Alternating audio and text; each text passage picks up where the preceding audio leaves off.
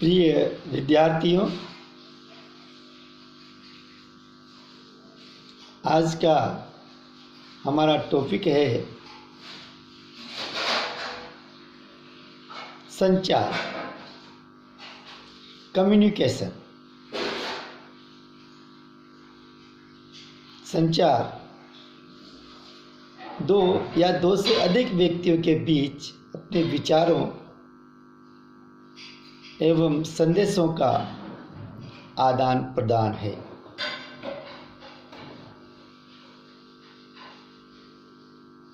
संचार संदेशों के विनिमय एवं पारस्परिक समझ की निर्माण की प्रक्रिया है।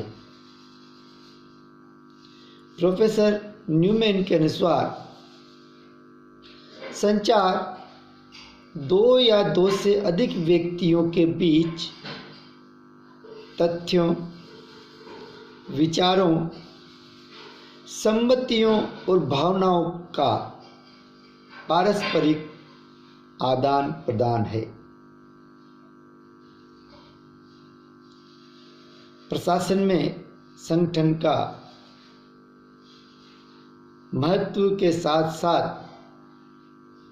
संचार प्रशासन की रक्त धारा है, ये कहना है प्रोफेसर मिलेट का।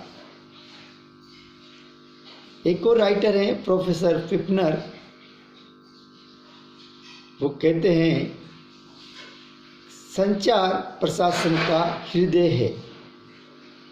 जिस प्रकार मानव शरीर में हृदय के अभाव में उसका अस्तित्व खत्म हो जाता है, उसी प्रकार प्रशासन में संचार का अपना महत्व होता है। संचार के महत्व के कुछ बिंदु जिस पर हम चर्चा करेंगे। पहला है, संगठन में संतुलित स्थापित करता है। संचार संगठन के विवादों, झगड़ों, मनमुटाव इत्यादि समस्याओं से निजात दिलाकर संगठन में संतुलन स्थापित करने का काम करता है। सेकंड, योजनाओं तथा विभागों में समन्वय स्थापित करता है। समन्वय के द्वारा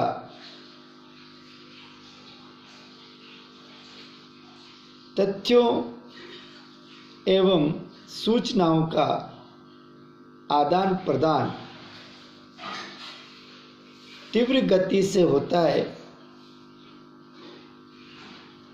अर्थात सूचनाओं का आदान प्रदान के कारण संगठन में समन्वय स्थापित हो जाता है। प्रशासन में कार्यकुशलता में वृद्धि होती है।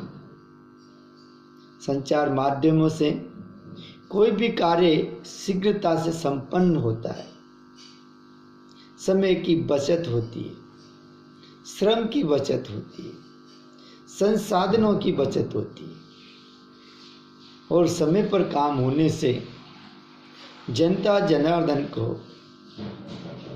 हितों की पूर्ति होती है। फोर्थ, प्रभावी नेतृत्व की स्थापना होती है, क्योंकि संचार के अनेक माध्यम हैं जिनके द्वारा नेतृत्व को बल मिलता है। नेक्स्ट पॉइंट है, कर्मचारियों के मनोबल में वृद्धि। संचार कर्मचारियों के मनोबल में वृद्धि करता है, क्योंकि कोई भी कार्य जब आता है और उस कार्य को संचार माध्यमों के द्वारा शीघ्रता से संपन्न कर दिया जाता है, समय से पूर्व संचालित किया जाता है, कंप्लीट किया जाता है, तो कर्मचारियों का मनोबल बढ़ जाता है। जन भावनाओं में सुधार। नेक्स्ट पॉइंट, जब संचार माध्यमों के द्वारा प्रशासन के कार्यों में शीघ्रता एवं समय पर पूर्ण किया जाता है तो जन भावनाओं में प्रशासन के प्रति सुधार पाया जाता है और भ्रष्टाचार तथा लाल फीताशाही जैसे परिणामों से बचा जा सकता है। नेक्स्ट पॉइंट है, जनता व प्रशासन के मध्य संपर्क तथा शीघ्र निर्णय। संचार जनता को विभिन्न योजनाओं एवं कानूनों के बारे में समय समय पर जागरूक करती है और जनता अपनी मांगों को संचार माध्यमों द्वारा सरकार तक पहुंचाती है। दूसरी तरफ इस प्रक्रिया में शीघ्र निर्णय होता है और देश का एवं जनता का समय एवं श्रम दोनों में बचत होती है। आगे बात कर रहे हैं हम संचार के प्रकार। संचार 3 प्रकार के होते हैं। बाह्य संस्कार। बाह्य संचार से मतलब है एक विभाग से दूसरे विभाग में संचार होना, वहां के आंकड़े, वहां की सूचना एकत्रित करना। एक होता है आंतरिक संचार, उसी विभाग में संचार की प्रक्रिया होना, जो ऊपर से नीचे, नीचे से ऊपर तथा मध्य स्तर पर भी संभव है।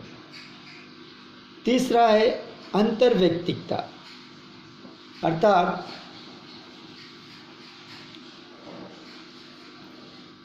लोगों के बीच आपस में संचार की व्यवस्था करना।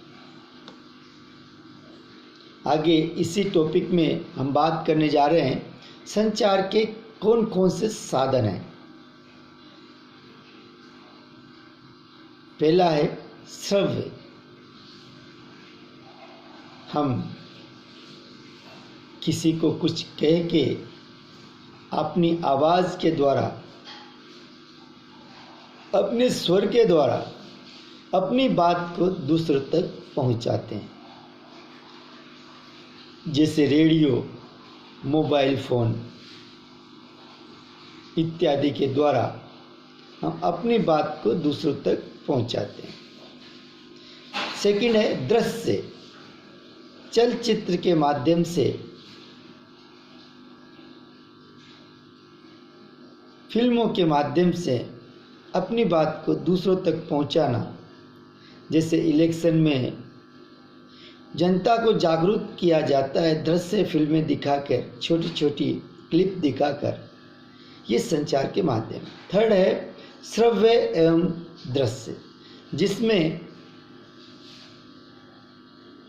दृश्य के साथ साथ, पिक्चर के साथ साथ, इमेज के साथ साथ आवाज भी सुनाई दे, उसे श्रव्य एवं दृश्य का संचार कहते हैं। संचार की बहुत बाधाएं भी, कई बार संचार में होता है कि हम कहना क्या चाहते हैं और सामने वाला समझता कुछ और है और बात गलतफहमी में डेवलप हो जाती है और इसी क्रम में दोहराव एवं टकराव की स्थितियां, झगड़े की स्थितियां डेवलप होती है। तो संचार की कुछ बाधाएं हैं। पहली है भाषा की जटिलता। कई बार एक व्यक्ति की भाषा, लैंग्वेज को दूसरा व्यक्ति समझ नहीं पाता है। इस कारण से संचार में रुकावटें या समस्याएं पैदा होती है। सेकंड, संचार का आकार। कितना बड़ा, कितने लोगों से संचार स्थापित करना है, उस पर डिपेंड करता है कि लोगों तक, इतने लोगों तक अपनी बात को कैसे पहुंचाया जाए। थर्ड, वैचारिक पृष्ठभूमि। कई व्यक्ति अनपढ़ होते हैं, कई बहुत समझदार होते हैं, कोई सहनशील होते हैं, कोई क्रोधित होते हैं। तो हर व्यक्ति की, हर प्रशासनिक अधिकारी की, हर लीडर की, हर मंत्री की अपनी वैचारिक पृष्ठभूमि अलग अलग होने के कारण संचार में समस्या पैदा होती है। फोर्थ है स्थानों की दूरी। कई बार एक व्यक्ति यहाँ है और दूसरा दूसरी जगह, अपनी बात को पहुँचाने के लिए उसके पास पर्याप्त संसाधन नहीं है और इस कारण से भी संचार में प्रॉब्लम, बाधाएं आती हैं। नेक्स्ट है पद सोपान का स्तर। ये भी संचार में बाधाएं उत्पन्न करता है। कुछ अधिकारी ऊपर बड़े होते हैं, कुछ निम्न होते हैं। बड़ा अधिकारी सोचता है नीचे के अधिकारी से कैसे बात करूं, और नीचे का अधिकारी सोचता है कि मैं बड़े से कैसे बात करूं, कहीं वो बुरा ना मान जाए, और इसी उधरपुन में संचार का अभाव होता है और झगड़े बढ़ते चले जाते हैं। नेक्स्ट है दुर्बल पर्यवेक्षण एवं नेतृत्व क्षमता। जब सुपरविजन एवं लीडरशिप की थ्योरी या व्यवहारिक धरातल पर कमजोर पड़ने लगती है तो संचार की कई सारी बाधाएं उत्पन्न हो जाती है। नेक्स्ट है अनौपचारिक संचार। अनौपचारिक संचार भी एक प्रमुख बाधा है। नेक्स्ट है संगठन का वातावरण। कई बार संगठन या कोई विभाग कई विचारधाराओं में बढ़ जाता है, कई ग्रुप्स में डेवलप हो जाते हैं और इस कारण से संगठन का वातावरण दूषित होने के कारण संचार प्रॉपर तरीके से नहीं हो पाता। नेक्स्ट है तकनीकी बाधाएं। कुछ विद्वान टेक्नोलॉजी या तकनीकी शब्दों का ज्ञान नहीं होता और टकराव की स्थिति के कारण संचार की समस्याएं पैदा होती। Thank you.